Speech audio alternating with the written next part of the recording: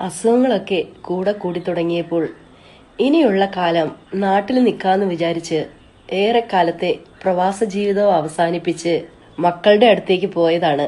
ഒരു മാസം തികഞ്ഞില്ല, തറവാട്ടിലുള്ള ചെറിയ മകന്റെ വക ഒരു തമാശ. അച്ഛനിപ്പോ നല്ല സുഖമല്ലേ, പണിക്കൊന്നും പോകാണ്ട് കുട്ടികളെയും കളിപ്പിച്ച് ഇങ്ങനെ ഇരുന്നാൽ മതിയല്ലോ. അവനെ ഇടങ്ങേറാക്കണ്ടെന്ന് കരുതി മൂത്ത മകന്റെ അടുത്തേക്ക് ചെന്നപ്പോ അവൻ മുഖത്ത് നോക്കി കാര്യം പറഞ്ഞു. അച്ഛാ, നിങ്ങളെ പോറ്റാൻ എനിക്ക് പറ്റൂല, എന്നെ കൊണ്ടാവൂല എന്ന്. രാത്രി കിടക്കാൻ നേരത്ത് ഭാര്യ പറഞ്ഞു, എനിക്കിതിപ്പോ നല്ല ശീലായി.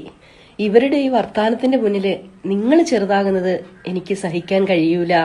അന്നത്തെ ദിവസം രണ്ടുപേരും ഉറങ്ങിയില്ല. ഉറങ്ങാതെ രണ്ടുപേരും നേരം വെളുക്കുന്നത് വരെ ആലോചിച്ചു.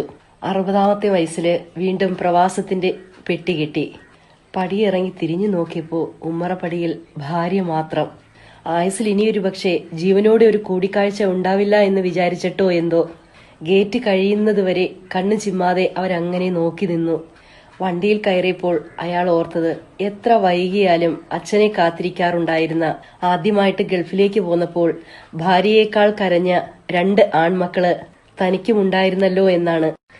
പ്രിയമുള്ളവരെ, ഇത് ഞാൻ ഇവിടെ പറയാൻ കാരണം ഇന്ന് പല വീടുകളിലും സംഭവിച്ചുകൊണ്ടിരിക്കുന്ന ഒരു കാര്യമാണിത്.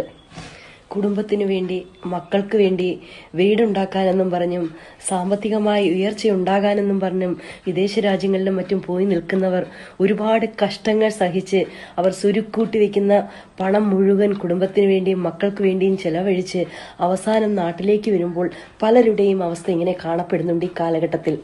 ഇതൊരു പ്രവാസിയുടെ കഥയെങ്കിൽ സാധാരണക്കാരായ മനുഷ്യരും ഇതിൽക്കു മേലെ അനുഭവിക്കുന്നുണ്ട്.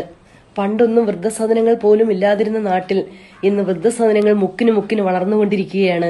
വിദ്യാഭ്യാസവും അറിവും കൂടുന്നതിനനുസരിച്ച് മനുഷ്യൻ അധപ്പതിച്ചുകൊണ്ടിരിക്കുന്നതായിട്ട് നമുക്ക് കാണാൻ കഴിയും. ഇന്ന് ഞാൻ നാളെ നീ എന്ന് പറയുന്നത് പോലെ ഇന്ന് നിങ്ങളത് ചെയ്യുമ്പോൾ നാളെ നിങ്ങളത് അനുഭവിക്കുമെന്ന് ആരും മനസ്സിലാക്കുന്നില്ല എന്നുള്ളതാണ് വേറൊരു സത്യം.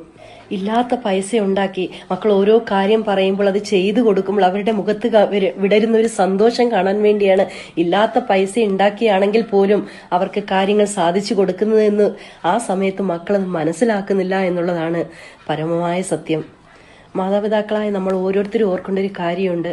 ഇല്ലാത്ത പൈസ സുരുക്കൂട്ടി വെച്ചിട്ട് നല്ല വിദ്യാഭ്യാസം നമ്മുടെ മക്കൾക്ക് നമ്മൾ കൊടുക്കുമ്പോഴും നാട്ടുകാരെ കാണിക്കാൻ വേണ്ടിയോ ചെന്നു കയറുന്ന വീട്ടുകാരെ തൃപ്തിപ്പെടുത്താൻ വേണ്ടിയോ ഇല്ലാത്ത സ്ത്രീധനം നമ്മൾ ഉണ്ടാക്കി കൊടുത്തു വിടുമ്പോഴും നാളെ നമ്മൾക്ക് വേണ്ടി നമ്മൾ എന്തെങ്കിലും കരുതിയിട്ടുണ്ടോ എന്ന് നമ്മളൊന്ന് ചിന്തിക്കുന്നത് നന്നായിരിക്കും, അല്ലെ?